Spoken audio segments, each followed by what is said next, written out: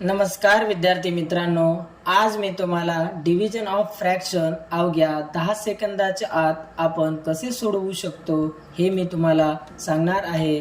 तर चला आपण व्हिडिओला सुरुवात करूया।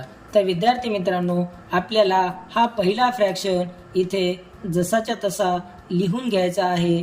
त्यानंतर मला डिव्हिजन साइनचे मल्टिप्लिकेशन साइनमध्ये रूपांतर करून घ्यायचे आहे आणि या दुसऱ्या फ्रॅक्शनला मला 3/2 असे करून घ्यायचे आहे। म्हणजे माझा छेद अंशाच्या ठिकाणी जाईल आणि अंश माझा छेदाच्या ठिकाणी येईल। त्यानंतर आपल्याला 2 ने 10 ला डिवाइड करायचे आहे। 2 1 जा 2, 2 5 जा 10 आणि त्यानंतर 3 ने मला 15 ला डिवाइड करायचे आहे। 3 1 जा 3, 3 5 जा 15। त्यानंतर 5 × 1 मी इथे लिहून घेतो। त्यानंतर छेदातले सुद्धा 5 × 1 मी इथे लिहून घेतो।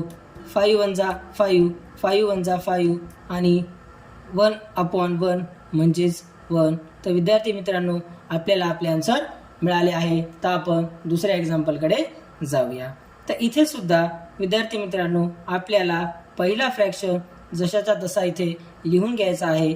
त्यानंतर मला डिव्हिजन साइनचे मल्टिप्लिकेशन साइनमध्ये रूपांतर करून घ्यायचे आहे आणि त्यानंतर मला छेद अंशाच्या ठिकाणी आणि अंश छेदाच्या ठिकाणी लिहून घ्यायचा आहे। त्यानंतर मी डिव्हिजन करतो। 7 1 जा 7, 7 2 जा 14। त्यानंतर 3 ने 6 ला डिवाइड करतो।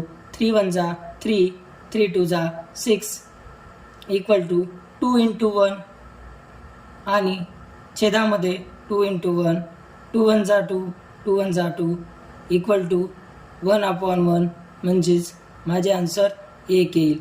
तर विद्यार्थी मित्रांनो, तुम्हाला माझी ट्रिक आवडली का मला कमेंटमध्ये नक्की सांगा आणि तिसऱ्या प्रश्नाचे उत्तर मला कमेंट बॉक्समध्ये नक्की कळवा।